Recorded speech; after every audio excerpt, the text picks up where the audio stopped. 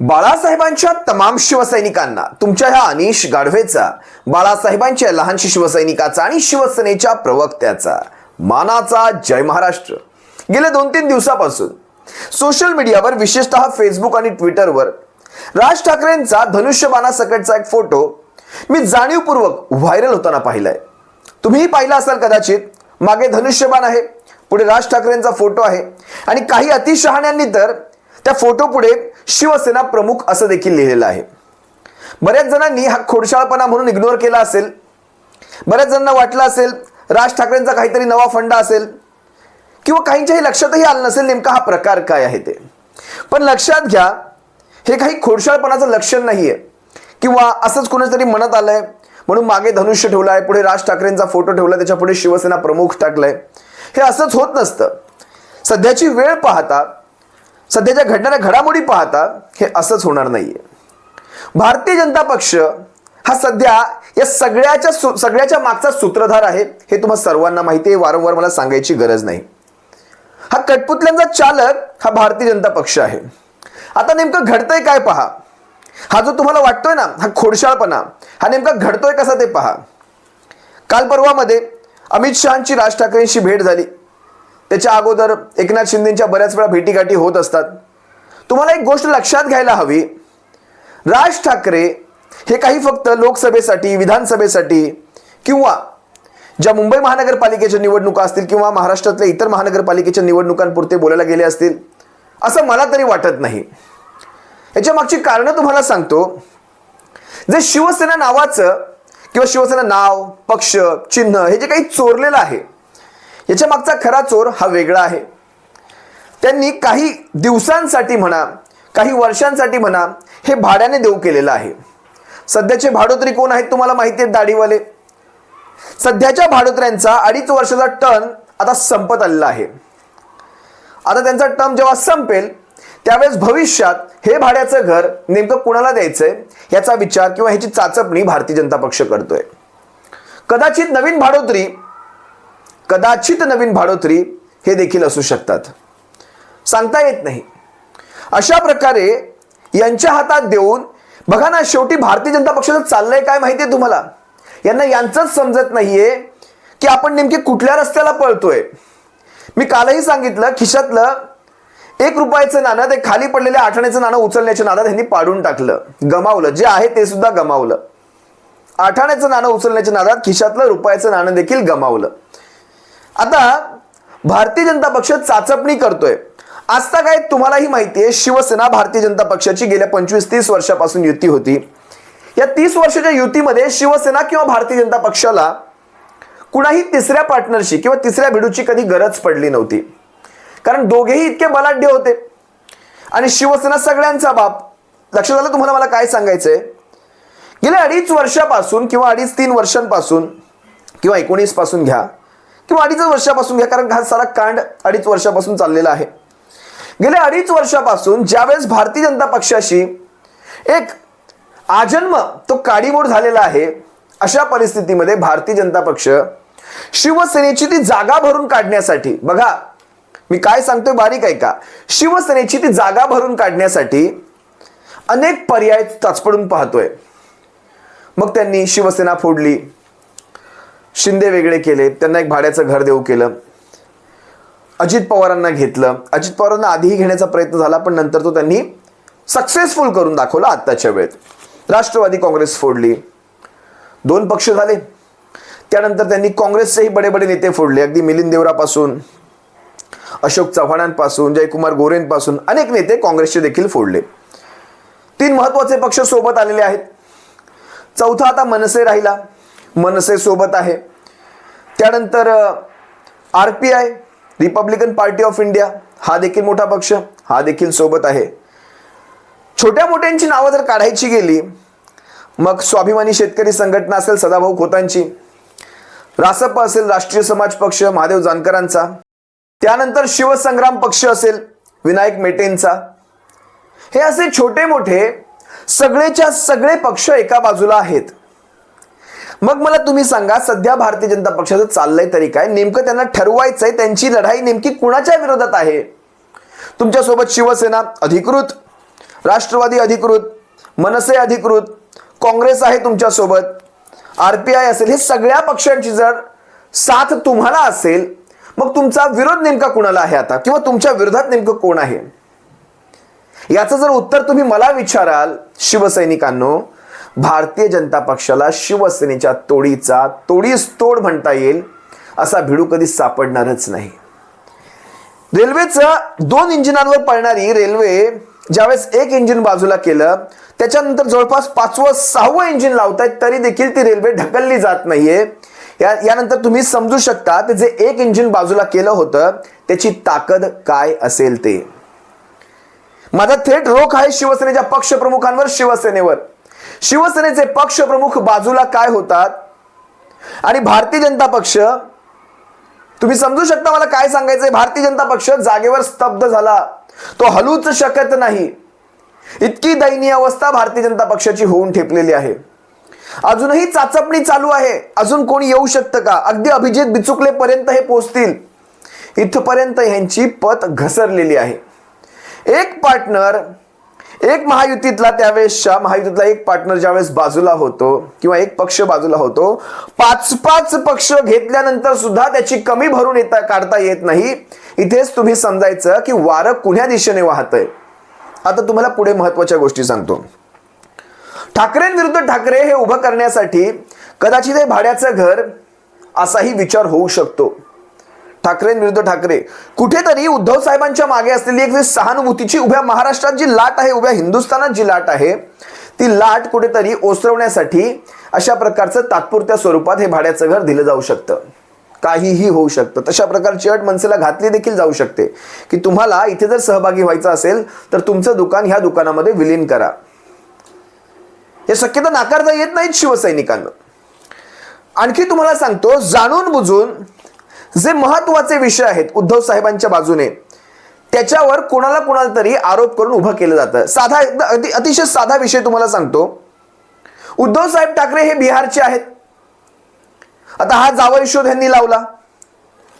उद्धव साहेब बिहारचे आहेत अशा प्रकारचे जाणीवपूर्वक ट्विट करायचे, अशा प्रकारचे जाणीवपूर्वक काही त्या कुठल्या तरी जुन्या काँग्रेसच्या नेत्याचे काही व्हिडिओ दाखवत बसायचे आणि आपल्या पोळ्या शेकत बसायच्या. काहीतरी एक नॅरेटिव्ह, काहीतरी एक चुकीचा मेसेज जनतेमध्ये टाकायचा प्रयत्न करायचा. बघा बरं विषय कसे निवडले जातात, बारीक लक्ष द्या. आता ठाकरे म्हटलं तर हे काही बिहारचं आडनाव असू शकतं का? मग अख्खी अमरावती किंवा अख्खा बुलढाणा किंवा अख्खा यवतमाळ किंवा काही प्रमाणात अकोला या विदर्भाच्या पट्ट्यामध्ये जे ठाकरे राहतात सारे, अगदी माणिकराव ठाकरे देखील घ्या ना तुम्ही, शिवसेनेचे आमच्या उपनेते आहेत ज्योतिताई ठाकरे, हे सारे काही बिहारवरनं आले का इकडे? साधं उदाहरण देतोय मी तुम्हाला. हे इथे कुठेही मी लॉजिक बसवत नाहीये. मग काय अख्खा बिहार विदर्भातून आलेला, अख्खा विदर्भ काय बिहारमधून आलेला आहे का ज्यांची आडनावं ठाकरे आहेत ते? हे एखाद्या मूर्ख माणसाचं मला लक्षण वाटतं. हा पहिला आरोप. मी तुम्हाला आणखी काही गोष्टी सांगतो. काल किंवा आजमध्येच एक आरोप केला जातोय की कुठला तरी अलाना ग्रुप आहे, त्या अलाना ग्रुपमधून काहीतरी इलेक्टोरल बॉन्ड शिवसेनेकडे आले आणि तो अलाना ग्रुप काहीतरी बीफ विक्री करणार आहे, म्हणजे गोमांस विक्री करणार आहे. हाही जावई शोध लावला. अलाना ग्रुप हा फक्त काही मांस विक्री मधला नाहीये आणि मांस विक्रीमध्येही त्यांच्याकडे गोमांस हा प्रकार नाहीये. त्यांच्याकडे विविध, जसं मॅकडॉनल्ड कसं असतं, मॅकडॉनल्डमध्ये तुम्हाला नॉनव्हेज जेवणही मिळतं, व्हेज जेवणही मिळतं किंवा इतर जैन पर्याय देखील मिळतात, बरेचसे पर्याय आहेत. अलाना ग्रुपमध्ये जाणीवपूर्वक कुठल्या तरी एका मीडियाचं नावही मला घ्यायची इच्छा होत नाही, त्या जाणीवपूर्वक असा एखादा व्हिडिओ प्रसारित करायचा, अलाना ग्रुप कडून उद्धव साहेबांना चक्क इलेक्टोरल बॉन्ड. आणि तुम्हाला एक महत्वाची माहिती सांगतो, त्या ग्रुपने शिवसेनेला किती रुपयांची देणगी दिली माहिती आहे तुम्हाला? त्यांनी फक्त 2 बॉन्ड शिवसेनेला दिले. 1 कोटी रुपयाचा एक आणि 1 कोटी रुपयाचा एक, असे 2 कोटी रुपयांचे 2 बॉन्ड त्यांनी दिले. शिवसेनेसारख्या पक्षाकडे आलेल्या 2 कोटींचा हिशोब मागणाऱ्यांनो, अजूनही 7,000 कोटींचा भारतीय जनता पक्षाकडे तुम्ही हिशोब मागत नाही आहात. खुल्यामध्ये आहे सारं. मला नवल वाटतं की अंधभक्तीची ही ती झापडं किती गडद असतील की पलीकडचं काही दिसतच नाहीये. बरं, हा अलाना ग्रुप हा फूड इंडस्ट्री मधला आहे, त्याच्याकडे सगळ्या प्रकारचं जेवण असतं आणि हा बाहेरचा आहे. त्यांनी 2 कोटी रुपयांची शिवसेनेला देणगी दिली, त्या देणगीवर प्रश्नचिन्ह उभे करणारे त्यांनी भारतीय जनता पक्ष असेल किंवा भारतीय जनता पक्षाचे जे सोबतचे त्यांच्या एनडीएमध्ये जे छोटे मोठे पक्ष असतील त्यांच्याकडे देखील हजारो कोटी आलेत, त्याच्याकडे मात्र लक्ष वेधलेलं नाही, कुणीही वेधलेलं नाही. तुम्हाला एक तिसरा आरोप मी सांगतो तुम्हाला. काल तानाजी सावंतांनी किंवा आज तानाजी सावंत नाही उदय सावंतांनी गुजराती व्यापाऱ्यांना जमीन दिल्या वगैरे काहीतरी एक आरोप केला.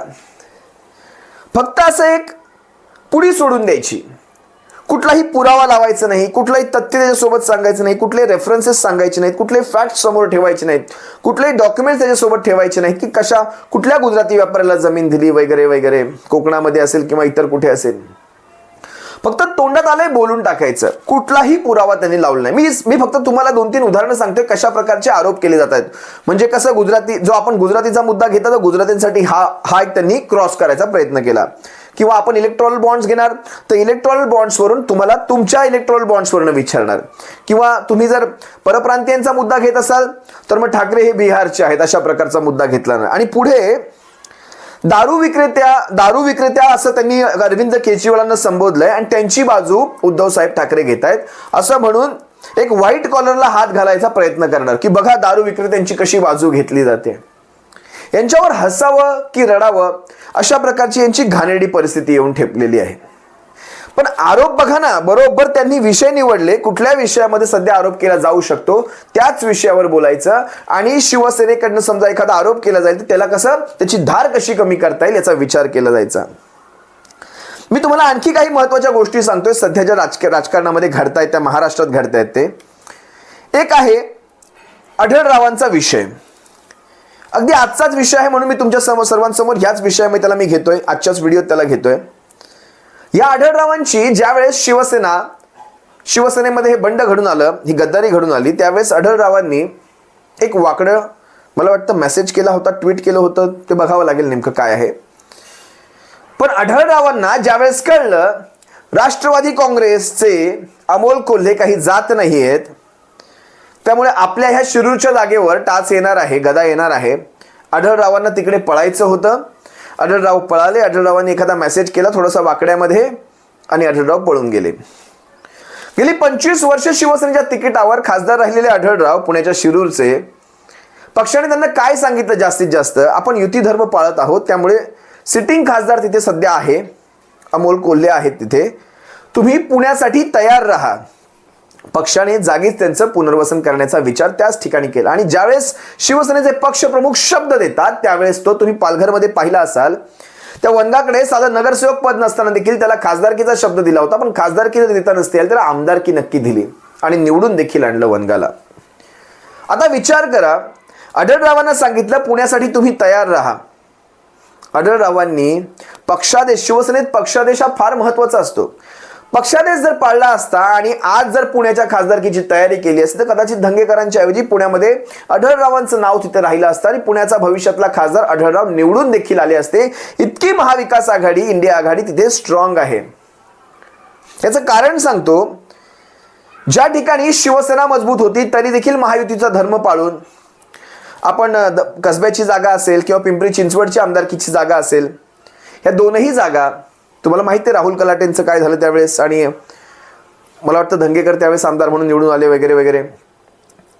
ही जागा स्ट्रॉंग असताना देखील आपण म्हणजे जिथे काँग्रेसही स्ट्रॉंग आहे, शिवसेनाही स्ट्रॉंग आहे, पण जिथे शिवसेना पिंपरी चिंचवडमध्ये स्ट्रॉंग होती तिथे देखील आपण ही जागा राष्ट्रवादी काँग्रेसला देऊ केली होती, कारण आपण महायुती धर्म पाळतो. अगदी तसंच जर आढळराव आज इथे असते तर आढळरावांना कदाचित आज तो पुणे लोकसभा सुटला असता आणि पुणे लोकसभेला त्यांच्यासाठी काँग्रेस असेल, राष्ट्रवादी काँग्रेस असेल, शिवसेना सगळ्या पक्षांच्या कार्यकर्त्यांना काम करावं लागलं असतं. भविष्यातले पुण्याचे खासदार म्हणून आढळराव तुम्हाला दिसले देखील असते. त्यावेळेस हा आदेश त्यांनी पाळला नाही, त्यांनी पक्षाशी गद्दारी केली आणि एकनाथ शिंदेसोबत गेले. आज एकनाथ शिंदेसोबत गेलेले आढळराव राष्ट्रवादी काँग्रेसवर त्यावेळेस जी टीका करत होते की राष्ट्रवादी काँग्रेसमुळे आमची गळचेपी होते आमच्या भागांमध्ये, आमच्या शिरूरमध्ये, आज तेच आढळराव राष्ट्रवादी काँग्रेसचं ते मंगळसूत्र गळ्यात बांधण्यासाठी 28 मार्च, कदाचित मला वाटतं 28 किंवा 26 मार्च असेल, ते मंगळसूत्र गळ्यामध्ये बांधून राष्ट्रवादी काँग्रेसचा प्रवेश करतील. जर मधल्या काळात समजा ही जागा भारतीय जनता पक्ष आम्हीच लढवणार आहोत असे म्हटले तर हाच पक्षप्रवेश झालेले आढळराव पुन्हा भारतीय जनता पक्षाचं मंगळसूत्र आपल्या गळ्यात बांधून घेतील. इतकी घाणेरडी अवस्था झालेली आहे. म्हणजे पक्ष कुठलाही असो, आता काही फरक पडत नाही. आम्ही शिवसेनेशी गद्दारी करू शकतो, आम्ही कोणाशीही गद्दारी करू शकतो. पक्ष कुठलाही असो, आता तिकीट महत्वाचं. लक्षात येतं तुम्हाला काय चाललंय सध्या महाराष्ट्राच्या राजकारणामध्ये. इतकी घाणेरडी परिस्थिती येऊन ठेपलेली आहे. असो, जे काही असेल ते, ज्या ज्या गोष्टी घडतील शिवसेनेच्या बाबतीत घडतील त्या तुम्हा सर्वांसमोर मी घेऊन येईलच. पण तुर्तास जे जे आरोप होतात त्या सर्व आरोपांना तुम्ही देखील उत्तर द्यायला सुरुवात करा. आपापल्या ठिकाणी, आपापल्या विभागामध्ये, महाराष्ट्रातला कुठलाही असो, कुठल्याही विभागातनं आपण असाल, आपापल्या ठिकाणी शिवसेनेचं कार्य जनतेपर्यंत पोहोचवा. आणि यावेळेस शिवसेनेच्या पाठीशी सर्वांनी ठाम, सहकुटुंब, सहपरिवार, सगळे सोऱ्यांसकट उभं राहायचंय. हीच तुर्तास तुम्हा सर्वांसमोर विनंती करतो. तुम्हा सर्वांची रजा घेतो. सप्रेम जय महाराष्ट्र. बाळासाहेबांच्या शिवसैनिकांनो, काळजी घ्या.